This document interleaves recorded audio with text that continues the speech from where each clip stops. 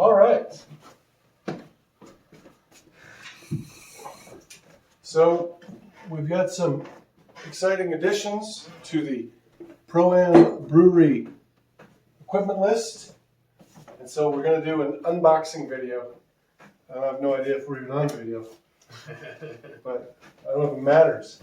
So Patrick and Greg unboxing new toys for the brewery, which is fast coming together. You've already seen some of the stuff, and you've seen Patrick's brew rig. And now we have a box.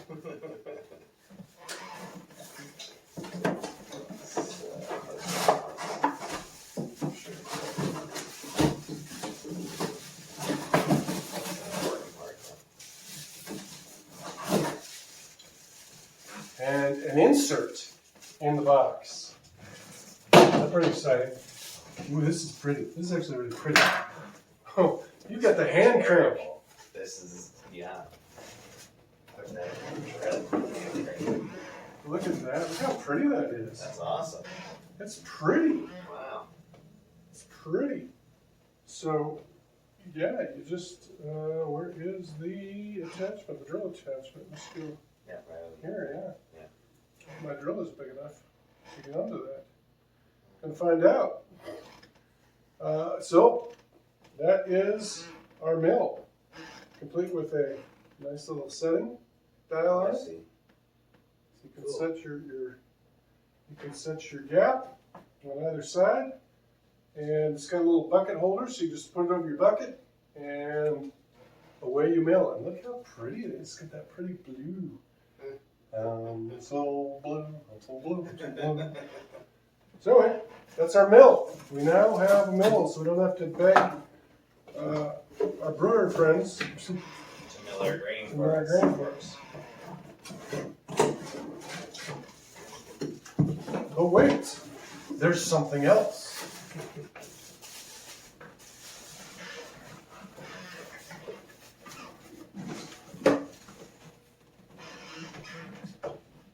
This guy. There's the big box. So I've been waiting for this with great anticipation. This is one of my two significant additions for the brewery. Of course, we've got Patrick's brewing system, which is a very nice kegel system. You've been happy with that, haven't you? Yeah. Been pretty good so far. Anything you'd like to see improved about it? Anything you'd be like? Just zeroing in on my efficiency and kind of figuring where my losses are. So we'll just have to measure a little more finite on this next brew. But I got an upcoming fresh hop brew, so that should be fun. Yeah. I had a fresh hop. I just dried them all the way and frozen them. But, you know, I saw them. They look pretty cool. backyard hops. This box is enormous. Look. Ooh. Foam. There's something in here. What is that? Is that just packing? There's something there. Ooh, I know what that is. That's an element. Ooh, show them. So this, man, quite the feeling too. This is there multiple elements in it? Nope, just the one. Just one. So this is the single heating element. See, it's goes all the way down and back. Sometimes you only have kind of the little guys. This guy must pull some wattage and take it quite a bit. 5,500 off of 240. What's this? Turns from here. Oh. Good. Alright. Put that down. Ooh. Here's my super cheesy pulley. Oh, there you go. Look at that. Yeah. Well, if you're gonna We replace. Hopefully not replacing everything. Hmm? Well, you know what that's for? for your basket. Yeah. So this is a glorified brew in the basket system. It's a single vessel system. It's from Clawhammer Supply. did a little research on different systems I wanted to try, and I decided that this I was the happiest with. Essentially what it is it's a big electric kettle that has inside of it a mesh basket, and you put the mesh basket inside the kettle, put the water in there, the liquor, heat it to your mash temp, and then you put the grains into the mash basket and you let them steep for your mash. This particular system also has a recirculation system, so you can set the grain bread and let that mash sort of work its way through the grain bed. It basically lauders as you go. And then when you're done, this handy dandy pulley lets you lift up the massive bucket full of water and grain so it can be drained. So that was what that was for. And I assume this box is the controller. What's that say? I'm actually going to take pictures. Yeah.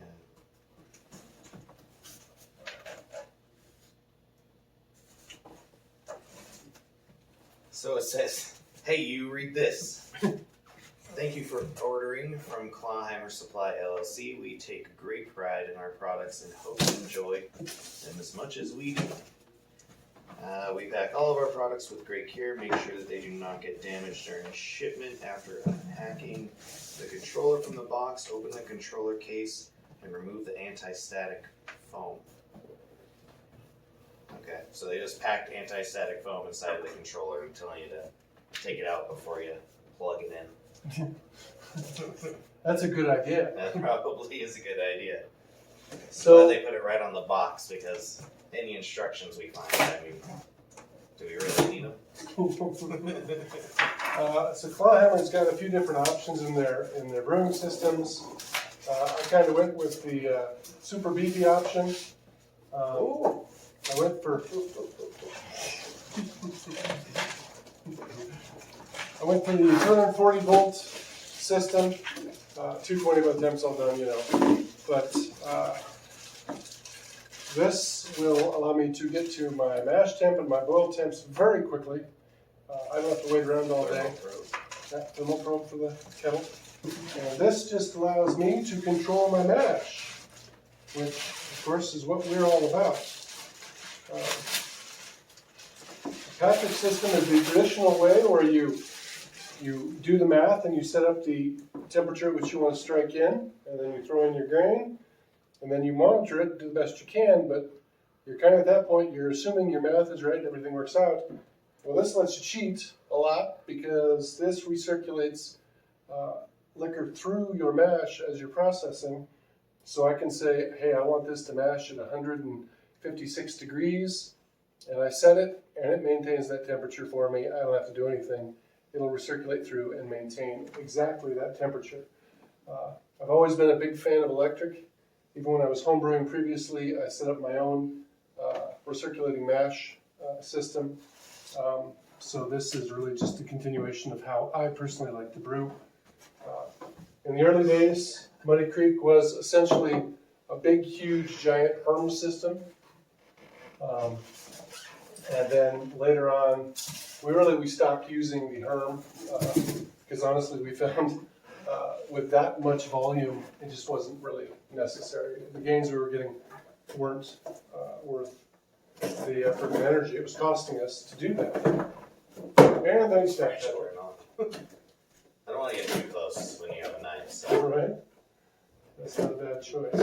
At least you're cutting away from yourself today a lot. I see you improving on that. Yeah. What? It's not a good brew day if somebody doesn't get hurt. Look at that. I tried to cut away from myself just for you. Look at that. Ooh, you know what this is? Really? Wait, oh, is that your, your hop? It's a hop spider. Okay. I can get that out. I'm going to pull it out that way and go the other way. I was like, is this what your spring circulates through? No. Two vessels through or something? No. Like a huge vessel for the mash, and this is your screen? You Or? just have, you can only do 2 pounds of grain at a time. I was like, maybe it's an outside thing and I'm missing the whole. Now this goes on the side of the vessel, and this is where you put your hops. Cool. So it just hooks right on the side, and you throw your hops in there, and then you don't have all the hop tube and mess. You just pull it out, you're like, woohoo, dump it, wash it, move on with your day. Hop spider.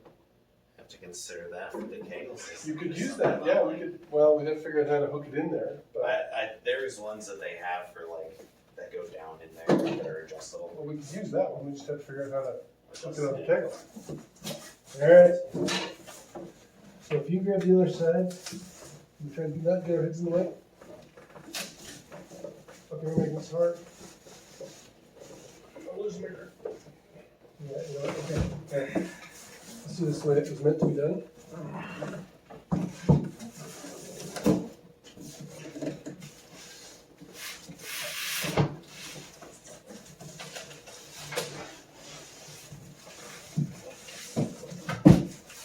It says never turn over. Got another. Hey, read this. Yeah, it does. Okay, let's just say 10-gallon brew-in-the-bag system, which is really what this is a giant glorified brew-in-the-bag system. Now, a number of the purists are currently going, brew-in-the-bag, get out of here. And, you know, I understand some of that frustration, but that's the beauty of ProAm. We have both. We have both systems. We have complete control over what we want to do. And we'll see how this goes. I feel pretty good about it. I did a lot of research. I watched a lot of demonstration videos of people using this. So, what's the number one knock on brew-in-the-bag? From your experience? I don't know. I don't think I ever used that brew-in-the-bag when we had it. The knock on brew-in-the-bag is that you lose a lot of efficiency. Oh, yeah. And that's true, because you just basically steeping bags in the grain case bag, and they can't really. But you have a constant circulating wort. Yeah, So. they get around that by basically watering the whole time. So the liquor is circulating through the mash, through the wort. Well, and here it is, a bunch of stuff that probably is upside down. So this is. So now, I gotta say right now, my first concern that I'm seeing, and I'm gonna be real honest about this because this is what I do. Oh, yeah. See what I'm seeing that I don't like? This mesh is very fine. It's a very fine mesh. Now, the positive is that it's mesh all around. But a superfine mesh, like this on a brew-in-the-bag system, tends to give you a stuck mash. So, out of the gate, I've got some concerns. I'm just saying right now, that makes me nervous. And, you know, they've used this a great deal, and I've never heard anybody complain about a stuck mash. So I'm going to assume, you know what assume does, that I'm not going to have a stuck mash with this. If I am. Well, it might be so small that you're avoiding a stuck mash because it gives it so much area for it to go through. Well, it's, yes. That's to where, like, they're not small enough to where they can be plugged by a small piece of grain. Yeah, the system we had, the Colorado system, Super who shall not be named. Editing. They only had the mesh on the bottom, and the sides were solid. So that also, you know, didn't allow for drainage. Well, I'm just wondering how you're going to set a grain bed and extract tannins out without it going fully through the entire grain bed. I know something.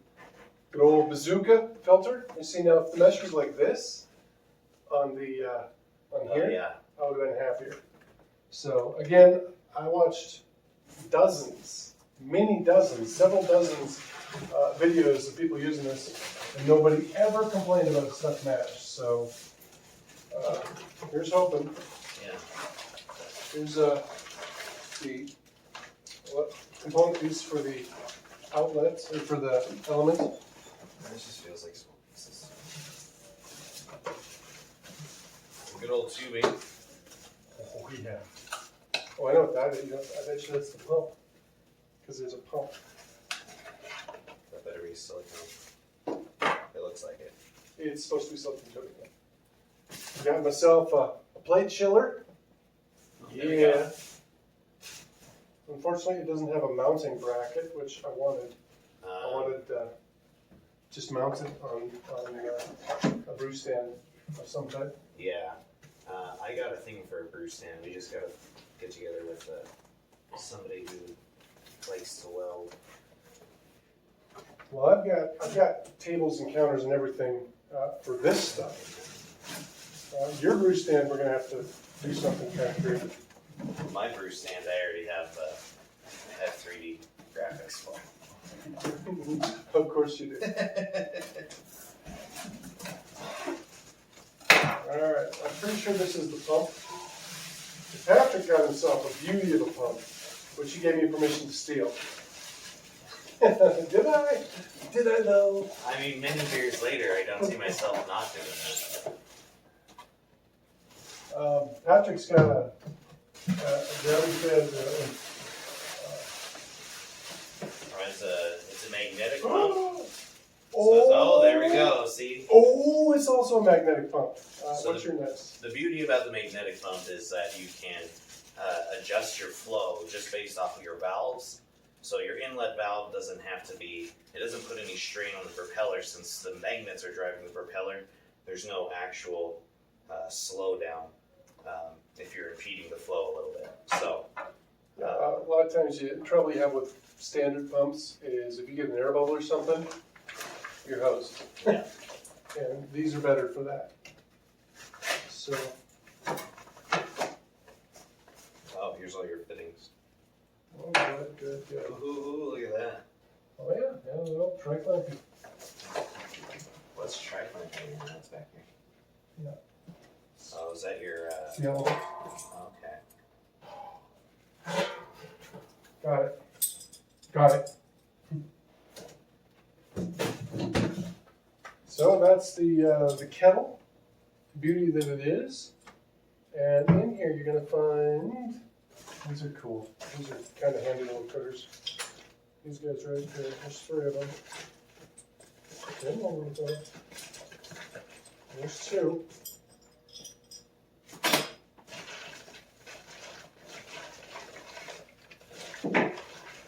There he is, 3. So what happens, ooh, look, they gave you some tape. Oh, they're Look at that. on it. ProAm. Thinking about you. ProAm. So what happens is, and I, again, having done this for many, many, many years, and really understanding that I don't want to work any harder than I absolutely have to, that's why I got the pulley. Because if you're going to make this is supposed to be able to make up to a 10-gallon batch. I'm planning probably closer to 8 gallons, so I can get a quarter barrel. Yeah. But to do that, you're looking at 15 to 20 pounds of grain. And then this is full of water. So when you lift this, you got to figure you're lifting anywhere from 50 to 60 pounds when you start out. And what you can do, but you know what? It's easier to do with a pulley. And what you do is, so if you'll lift that up, I'll show you what this does. This is handy. So that goes up, up, up, up. 1, 2, and down.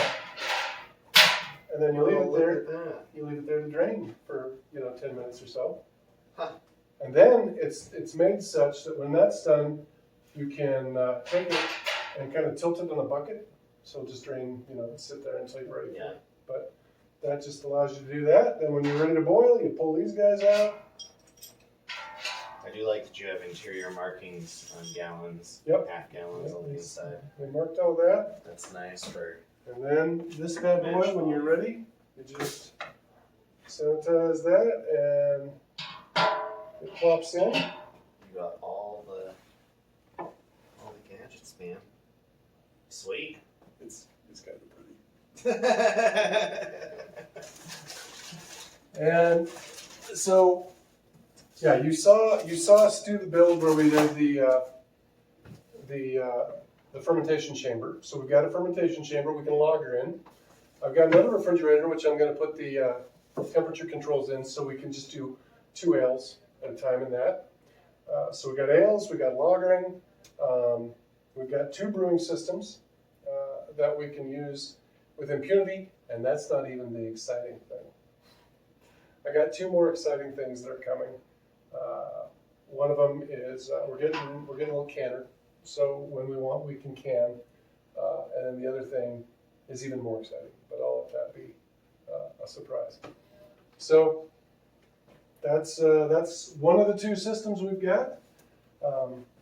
We'll end up doing a brew with this sometime in the next week or 2 once I get it all put together, and we'll give you an update on how it goes. But there you go, ProAm. Do maybe a assembly video of some kind. Oh yeah.